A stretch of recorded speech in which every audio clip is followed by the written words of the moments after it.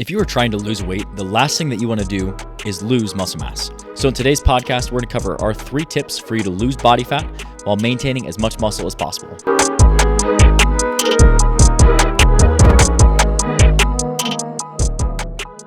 Before we hop into it, guys, if you guys are looking for more structure around your nutrition and more structure on specific macros tailored to you, we have 2 different resources on our website.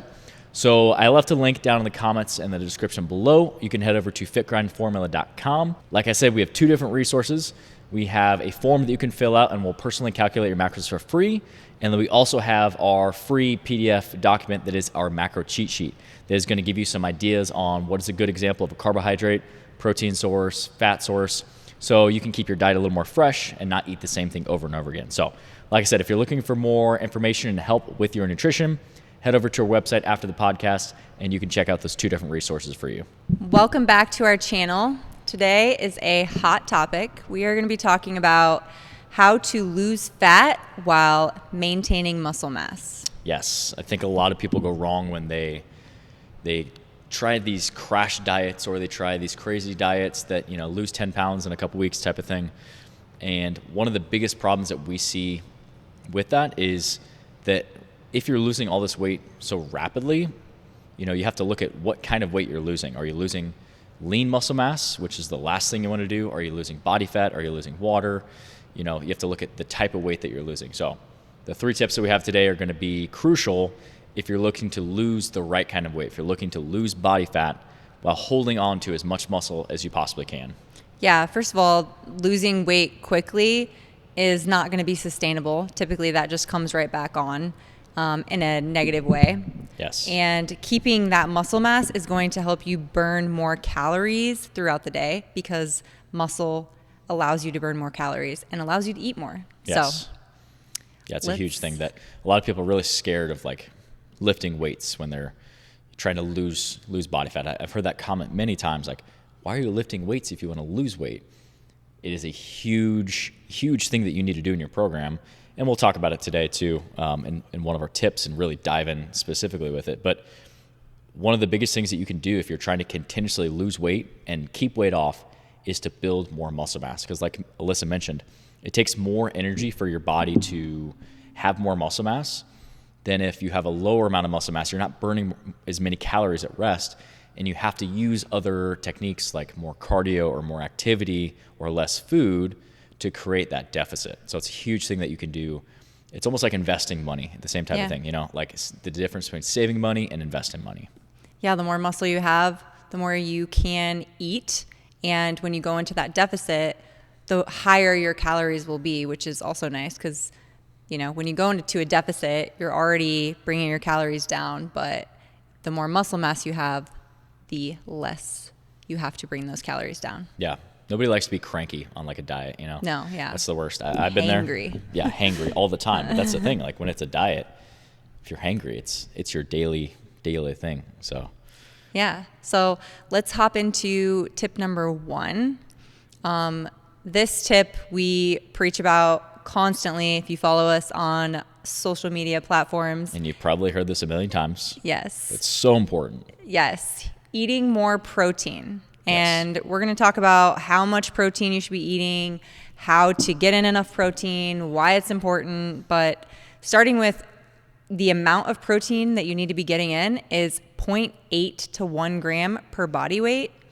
And you want to divide this out throughout the day and throughout your meals. So obviously, if you're 120 pounds and you're eating 120 grams of protein a day, we're not eating that in one sitting because our bodies aren't going to digest that properly. So we want to make sure we spread that out throughout the day.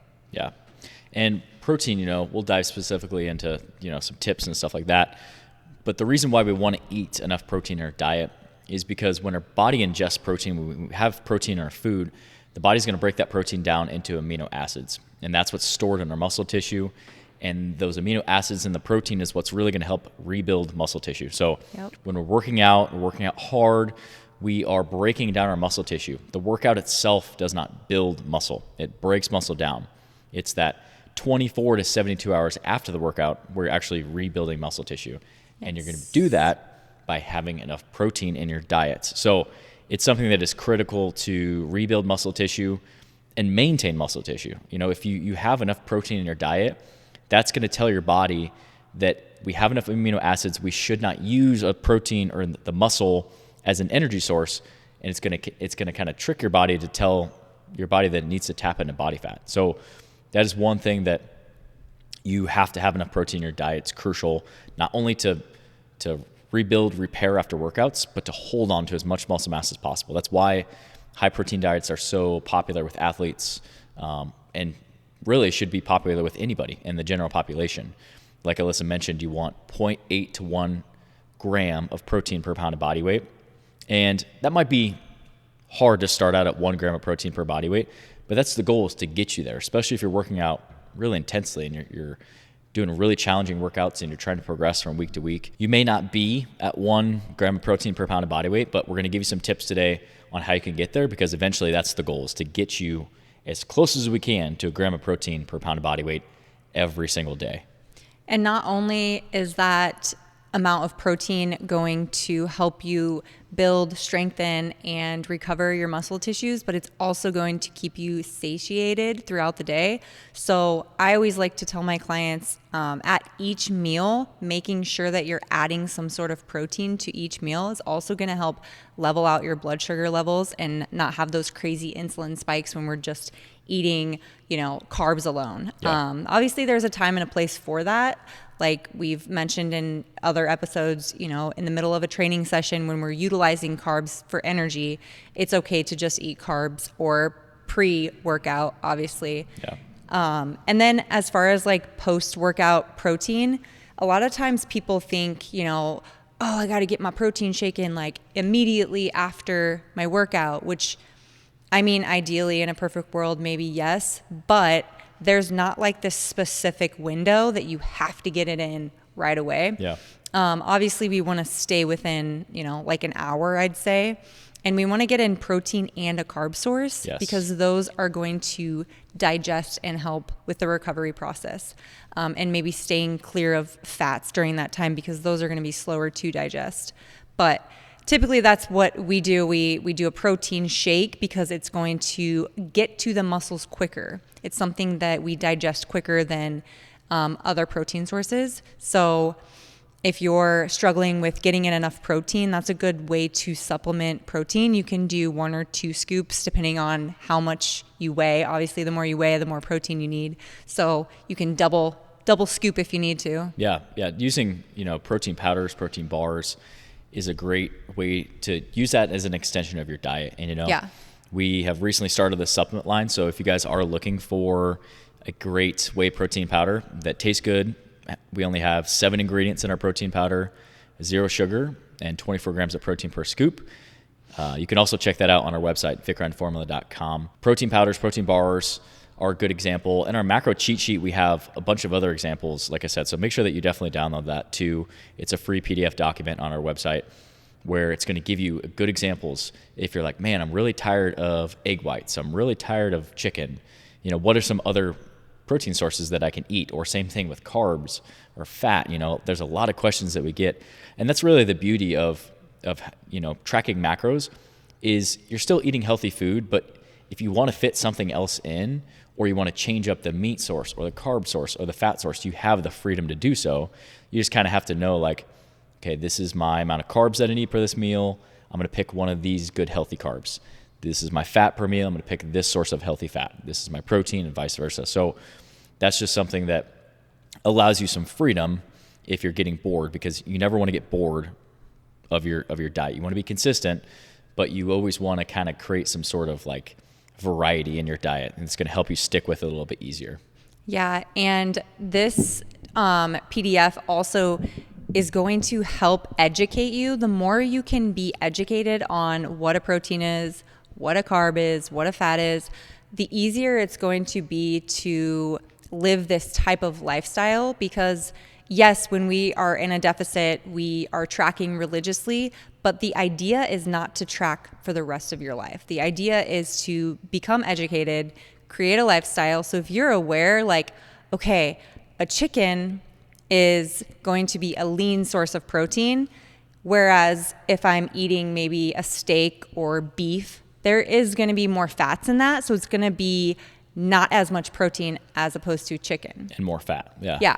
So just educating yourself and understanding the difference is, again, going to help you in the long run. Yes. So jumping on a diet, it's great. And if somebody just says, okay, here, follow this, it might be great and you might want that and you might think you want that, but it's just going to give you those quick results instead of like educating yourself and them educating you on, okay, we have to build your metabolism, then we have to go in a deficit, and then we have to go back up to that maintenance because we can't be in a deficit forever. So educate yourself, understand what proteins, fats, and carbs are, understand what your body needs so that you can continue this for lifestyle. Yeah. I think that a lot of people, when they go diet, like you mentioned, that was a good example.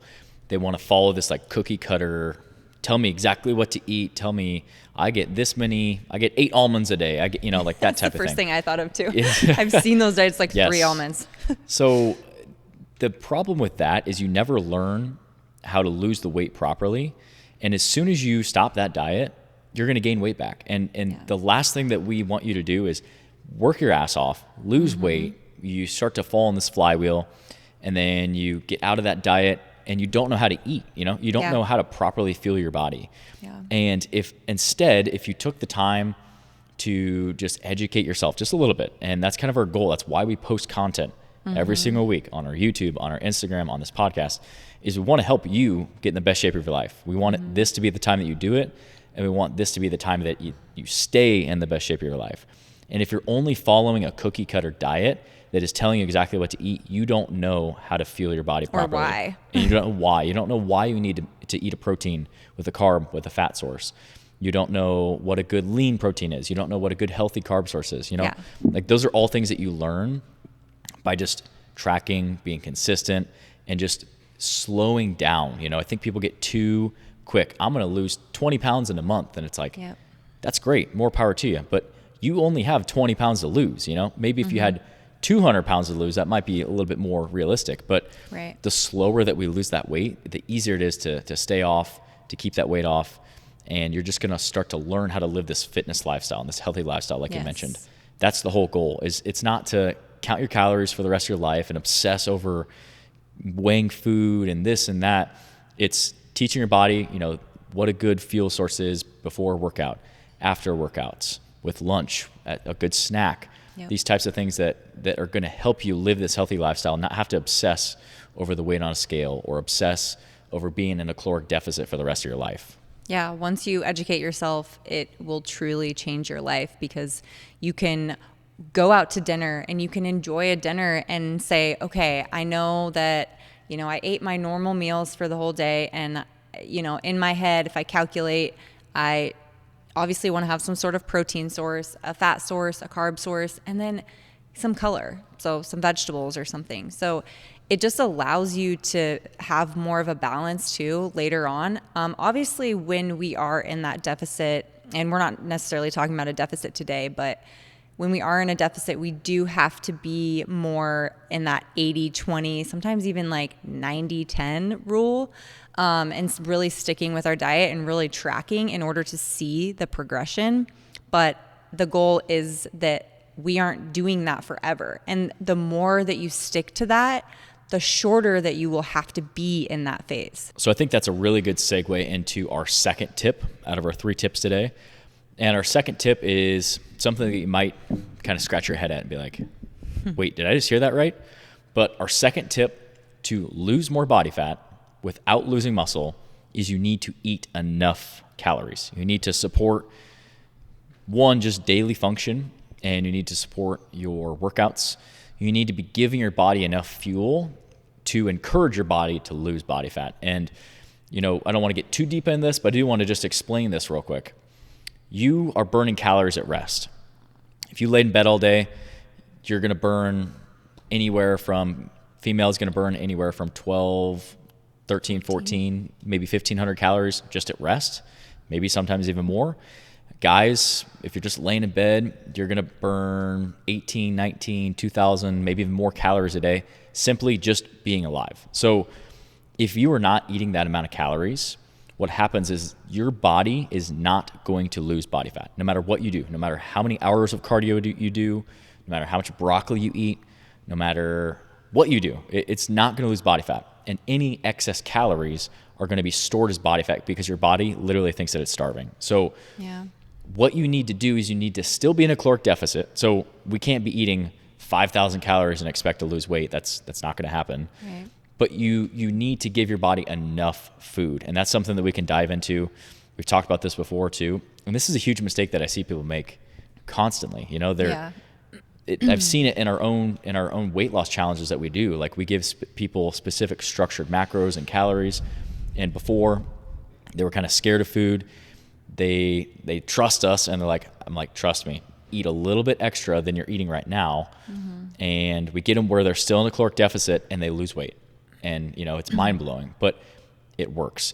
You have to trust the process, and you have to realize that you have to kind of coax your body to lose weight. It's not just going to lose weight naturally by eating hardly anything. That's not a good approach. Yeah. And like you said, when you're in that long-term deficit, and if you're below that basal metabolic rate, then you need to build back up to your maintenance, clearly. But when we're in that low deficit, our body is going to try to pull what it can from your muscle because it takes more energy and more calories for our bodies to hold on to the muscle. Yes. So since this specific podcast, we're talking about holding on to our muscle while burning fat, this tip is crucial because if you're not eating enough, the first thing to go is muscle. Yes. Yeah, like we mentioned earlier, like muscle burns extra calories. It takes more energy for your body if you have more muscle mass. Mm-hmm. What do you think is going to be the first thing to go if your body's like, hey, we're running low on energy? It's not going to be body fat. You know, body fat can be stored and can be slowly broken down over the course of time. Your body's going to hold on to all the body fat it can, and it's going to get rid of muscle mass. Yep. And yeah, hey, I'm losing weight. I'm on this crash diet. I'm eating 800 calories a day. I've lost 8 pounds in 4 days. How much of that was muscle? How much of it was water? How much of it was the carbs stored in your muscle? And how much of it was actually muscle tissue? Yeah. I'm going to go out on a limb and say probably quite a bit of it. You know, we've had, people that do crash diets or some other things that, they're losing weight rapidly, and then we'll get them on our in-body scale and come to find out that weight is all muscle mass. It's like we're losing the wrong type of weight. Weight doesn't matter. Weight is just a tool to track your progress. What matters more is your body composition. Yeah. You want to hold on to as much muscle as you can while you lose weight and lose as much body fat as you can. And in the process, if you lose 5 pounds of body fat, but you gain 5 pounds of muscle and your weight's exactly the same, that is a really positive body composition change that you can be very proud of. And that's a very positive thing. So don't solely focus on weight so heavily. It does matter, but it's not the end all be all. The body composition is what matters. Maintaining muscle mass while losing body fat. I'm a woman, and so I understand that as women, we have this ideal number in our head, whereas I think men, and you can correct me if I'm wrong, but I feel like men, they probably want that number to be higher because they want to be bigger. I mean, I guess it just depends, typically.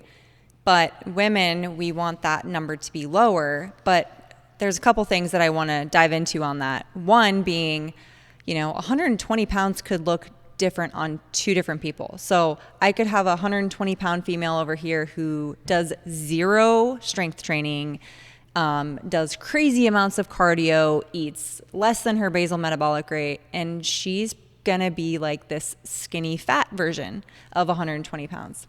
Then I could have a 120-pound girl over here who's strength training, doing a couple days a week of cardio, eating well over 2,000 calories, and holding on to, 15, 16% body fat. And that other one's going to be holding on to probably more body fat percentage. Yeah. So the number on the scale doesn't matter. That's still something that I struggle with. So it's easier said than done. But when you really think about it and break it down for yourself, it's so much easier to visualize and understand. So one thing that also helps is not relying solely on the scale. You can do things like measure inches. And the in-body scale that we have here is super nice because it does measure muscle mass and visceral fat. So seeing that you're losing like the good fat, holding on to muscle, And then, just your clothes fitting differently. Those things are big wins. And I think some people, like, if the scale doesn't go down, or they weigh in here a couple times of the week or the month, and then go home and use their scale at home, and they're like, my weight's not changing. It's not working. 1, measure inches. 2, take photos. 3, how are your clothes fitting? 4, really be honest with yourself and say, okay, am I being patient enough? You might not lose weight in the first 3 weeks because your body may have been in this crazy deficit and you need to work back up to maintenance.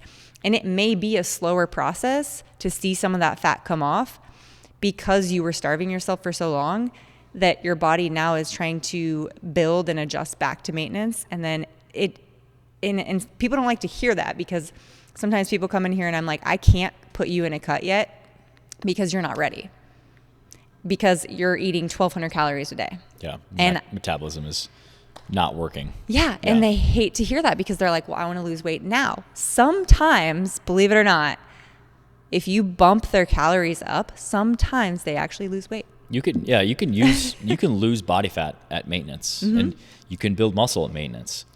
The rate of that muscle gain or body fat loss is going to be lower than if you were in a caloric surplus to gain muscle or a caloric deficit to lose body fat. But you can still eat at maintenance and see progress, Yeah.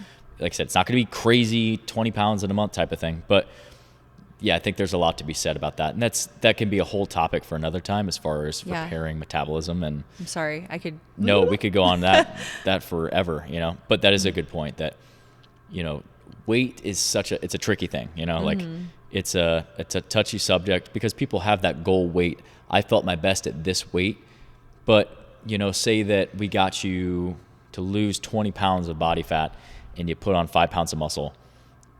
Maybe you're not at the weight that you felt the best, but how do you feel now? You probably feel pretty good, you know? So, you have to have that goal weight in mind, but also be flexible with it too. Be flexible, because if you're putting on muscle mass, you're improving your lean body composition. That's a huge positive benefit. It's going to be positive not only for your body composition, but also for your longevity, for your functionality. Visually, you're just going to like the way you look a little bit better, having muscle. Yeah, people say tone. That's one thing that me and Alyssa were just talking about the other day. Like, you can't tone a muscle. You can build a muscle and reduce the body fat, and that's going to create more visual appearance in muscle. But again, that could be a whole podcast. But I think that really takes us into our third tip that we have. That's a good segue. And this is something that we are firm believers in and have seen this in our own training and clients' training. We've seen this direct impact.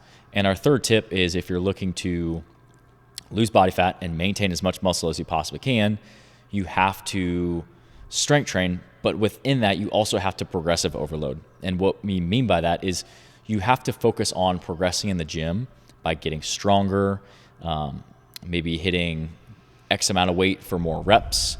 You're adding more volume or more sets. You're doing more challenging variations of exercises. You're doing supersets, looking for ways that you can overload your muscles and constantly stimulate them, because what that's going to do is it's going to tell your body that it's constantly being challenged and it needs that muscle mass to get through what you're constantly throwing at it in the gym. So that is one of the number one things that you can do to hold on to muscle, especially if you're in a caloric deficit where you're trying to lose weight. I think a lot of people, when they go into a deficit, they instantly like, oh, we're going to lighten up the reps and we're going to burn out the muscle and it's going to burn a lot of body fat. And it's like, no, you don't change what you've been doing to build muscle. You have to do the same thing. Otherwise, your body's not going to have a reason to hold on to it, and it's going to get rid of that muscle mass. Your metabolism is going to shoot down. You're going to burn less calories at rest, and it's a whole negative flywheel that you're going to get into. Yeah, and the biggest thing on that too is being consistent. So if you go into the gym and you're not consistent every week, and you slept through your alarm, whatever it is, you miss the gym for a week, and then you come back in that following week and you're like, okay, well, last 2 weeks ago I was lifting, bench pressing like, 40s. Well, this week I should be able to do 45s. Well, that's not going to happen. So you have to be consistent getting to the gym and following your program in order to see that progressive overload. Yeah. But also contributing your diet, like we just chatted about, making sure that you prioritize your diet and structure that around your workout time too. When you're in that deficit, you really want to make sure you're getting enough carbs and protein around that time. Oh yeah, nutrient timing around a workout can make a huge difference. You know, especially if you say you're working out and you're trying to get better, you know, you're trying to improve in the gym. Like, just because you're in a caloric deficit doesn't mean that you can't build strength, that you can't build muscle. I've seen both of those things happen literally every day here training clients at the gym. Yeah. You just have to have the right approach, you know. Yeah. And progressive overload doesn't have to come necessarily with adding weight, or doesn't have to come by adding a crazy amount of weight to the bar or to your dumbbells every single week. Like, it's not like, hey, I bench pressed 100 pounds today, so next week I'm gonna try 120. It's like, no, but try and do 100 for maybe a couple extra reps, or 105, and try and hit the same amount of reps and slowly build that up. You know, it's a very slow build, but that is what's going to help you hold on to so much muscle, and that's going to help keep your metabolic rate high, like we mentioned. If you can hold on to muscle as much as you can and not get rid of that lean tissue, you're just naturally going to burn more calories at rest, and it's going to make this body recomp where you're trying to lose body fat and build muscle. It's going to make it happen a lot easier, and it's going to be so much easier to maintain that if you can strength train, overload, and just going to have fun. You know, you kind of, I think one thing with diets and losing weight, people get so caught up in the scale. I think by focusing on the gym and getting better, getting stronger, I want to be able to do push-ups and pull-ups or run a mile in this amount of time, like focusing on that performance aspect, like Alyssa mentioned, that helps you get lost in the process, kind of enjoy it a little bit. And then before you know it, a couple weeks goes by, you hop on the scale, it's like, oh wow, I lost 3 pounds of body fat, you know, in the last couple weeks. Look at that. That's awesome. You know, like it allows you to focus less on what's going on with the scale, more on the stuff that matters. And you're going to see the progress that you want because of that. And psychologically, you know, it instantly takes you away from that stress. Like, when you're stressing about the scale and you're constantly thinking about the scale, your body's going to hold on to that. And so when we take away that stress, but going back into when we're building muscle, a lot of the time women think, okay, I'm just going to blow up. I'm going to get giant and huge. And that takes so much work and so much effort and probably some assistance along the way. So, and same with men, like you're not just by doing this, you're not just going to instantly blow up. So don't be afraid to lift heavy weights. Don't be afraid to strength train more if you're just doing cardio and you're starting to bring in more strength training, but you're fearful of getting bulky. It's really, really hard to get bulky. Yeah, it is. I spent the last decade plus trying to turn to a beefcake, you know, like, and it's a slow process. And that like literally takes me right to my kind of final thought I want to leave you with is you have to be patient with your body. Like, you can't force your body to lose body fat faster than it's going to lose it, you know, like there's no magic recipe or magic pill. The real magic secret is being patient, falling in love with that process, just trying to get trust the process. 1% better. Yes, 1% better every day. And your body will get better. You will lose body fat. You will build muscle. It's just a slow process, you know, like say that someone gained 10, 20, 30, 40, 50 pounds. That didn't happen over the course of a month, you know, more than likely. So you have to give your body enough time to lose it, you know, like it's so easy to eat 5,000 calories. You know how hard it is to create a 5,000 calorie deficit? It's a lot harder, you know? So you have to be patient. And one thing that has helped myself, and I know Alyssa too, is just focusing on that performance aspect. Just focus on getting better and not solely defining your happiness with your progress in the gym by a scale, but defining your progress and your happiness in the gym by your performance benefits and performances and strength and just all these types of things that you can really get lost in at the gym. So give yourself time, be patient, and I promise you, if you can stay consistent with that, be patient, and just keep focusing on getting better at the gym, you're going to see all the progress that you want to see. Yeah, I think the takeaway on that too is you have to work for what you want, and that comes from everything in life. So think about all of the things that you have in life and how hard you had to work to get there. We don't wake up one day and become a millionaire. We don't wake up one day and have a roof over our head. Like, all those things take time and we have to work at them. And that is no different when it comes to, you know, getting the body that you desire and creating that lifestyle. Amen. Preach, baby. Preach, baby. That's perfect. Yeah. So these have been our 3 tips on how you can lose body fat while maintaining muscle. And these are 3 things that I hope that you can take and implement to your program, and I hope they're helpful. Like I said, we have those 2 resources on our website, the free macro calculation and the free Fit Grind macro cheat sheet. So head over to fitgrindformula.com. If you're watching on YouTube, the link is in the description in the comments below. So go check those out. Those are 2 free resources that you guys can use. And also check out our protein powder to help you make those beefy gains in the gym. That's right. Same website, fitgrindformula.com. Thanks for tuning in, guys, and we'll see you guys in the next one.